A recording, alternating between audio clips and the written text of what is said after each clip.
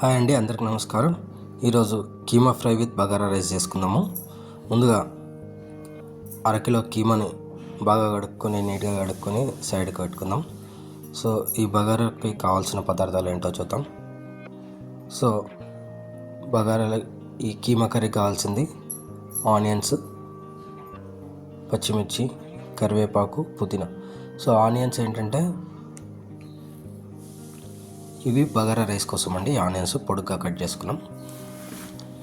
So curry కోసమేమో చిన్న ముక్కలు cut చేసుకున్నాం. సో బగారా కోసం ఏంటంటే ఇవ్వండి మసాలాలు: లవంగాలు, ఇలాచి, సాజీరా, దాల్చిన చెక్క. సో కీమాకి ఒక 2 చిన్న టమాటాలు ఉంది. సో ఇప్పుడు ప్రాసెస్ స్టార్ట్ చేసుకుందాము. ముందుగా స్టవ్ ఆన్ చేసుకొని కడాయి పెట్టుకుని 2 ఒకటేసారి చేసుకుందామండి. ఒక స్టవ్ మీద బగారా అన్నం, ఒక స్టవ్ మీద కీమా కర్రీ. సో ఒక దాని మీద కడాయి, ఒక దాని మీద కింద పెట్టుకున్నాం. సో ఆయిల్ వేసేసుకుందాం కడాయిలో. అలాగే బగారా అన్నం కోసం కూడా గిన్నెలో ఆయిల్ వేసేసుకుందాము.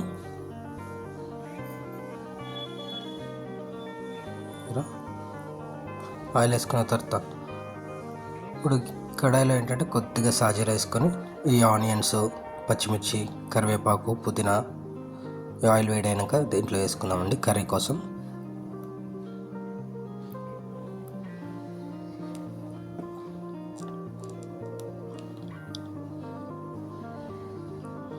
సో అన్నీ వేసేసుకున్న తర్వాత ఒకసారి కలిపేసుకుందాము. నెక్స్ట్ వచ్చేసి బగారా కోసం అండి. సో మనం తీసి పెట్టుకున్న గరం మసాలాలన్నీ వేసేసుకుందాము. సో ఈ గరం మసాలాలు వేసుకున్న తర్వాత ఈ ఆనియన్స్, పచ్చిమిర్చి, పుదీనా, కరివేపాకు కూడా వేసుకుందామండి. ఒకసారి అంతా కలిపేసుకుందాం.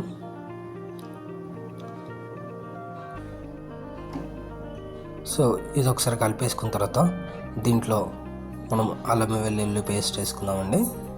అల్లం వెల్లుల్లి పేస్ట్ వేసుకొని ఒక్కసారి కలిపేసుకొని సో దీంట్లో ఏంటంటే మనము సాల్ట్ వేసుకుందామండి. దొడ్డుప్పు, మనకి రుచికి సరిపడా దొడ్డుప్పు వేసుకొని ఒక స్పూన్, 1.5 స్పూన్ అంతా ధనియాల పొడి కూడా వేసుకుందామండి. వేసుకొని ఒక్కసారి కలిపేసుకొని మూత పెట్టి కొంచెం చిన్న మంట మీద అల్లం వెల్లిగడ్డ, ఉల్లిగడ్డ వేగేదాకా మూత పెట్టుకుందామండి. సో నెక్స్ట్ ఇక్కడ ఏంటంటే సో ఉల్లిగడ్డలు కొద్దిగా వేగిపోయినాయి చూడండి. సో నెక్స్ట్ ఏంటంటే దీంట్లోకి పసుపు వేసేసుకుందాం. ఒకసారి కలుపుకొని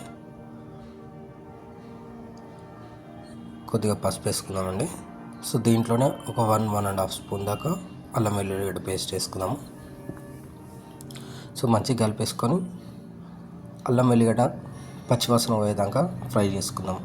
సో ఈ పక్కన కూడా ఒకసారి వేగిపోయినాయండి చూడండి. అల్లం వెల్లిగడ్డ పచ్చివాసన పోయేదాకా వేగింది. సో నెక్స్ట్ అంటే దీంట్లో వాటర్ పోసుకుందాం.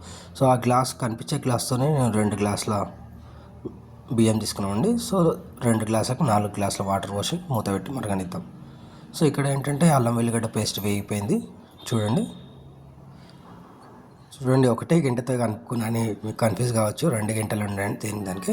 సో నెక్స్ట్ ఏంటంటే ఇప్పుడు మనం కీమా వేసేసుకుందాం, కడిగి పెట్టుకునే కీమా. సో ఈ ఆనియన్స్ వేగింది కదా, ఈ అల్లం వెల్లిగడ్డ ఇదంతా బాగా పట్టేదాకా మంచిగా కలుపుకుందాము. సో మంచిగా కలిపేసుకొని మూత పెట్టి ఉడికించుకున్నాను మీడియం ఫ్లేమ్లో పెట్టి. చూడండి ఈ స్టవ్ మీద ఆల్రెడీ అన్నానికి ఎసరు కూడా మరిగిపోయింది చూడండి, బాగా తగులుతుంది. ఇప్పుడు అరగంట పైన నానబెట్టుకున్న 2 గ్లాసుల బియ్యాన్ని వేసేసుకుందామండి.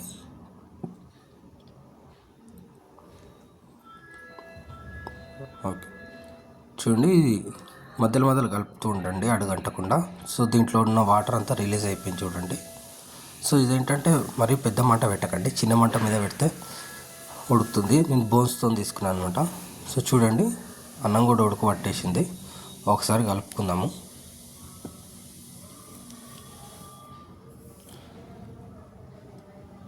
చూడండి ఒకసారి మంచిగా కలుపుకొని మసాలాలు అంతా పట్టేదాకా చూడండి అయిపోవచ్చిందండి. ఇప్పుడు దమ్కేసేసుకుందాము. సో చూడండి కీమా కూడా ఆల్మోస్ట్ ఉడకడానికి వచ్చింది. ఇది ఏంటంటే బోన్స్తో తీసుకున్నాను కీమా. మీరు బోన్స్ లేకుండా తీసుకుంటే టేస్ట్ అంత బాగోదు. ఒకసారి కలిపి మళ్ళీ మూత పెట్టుకుందాం. సో చూడండి ఇక్కడ బగారా రైస్ అనేది రెడీ అయిపోయింది. బగారా రైస్ ఆఫ్ చేసుకుందాము. నెక్స్ట్ ఏంటంటే ఇప్పుడు కీమాలో కారం వేసుకుందామండి.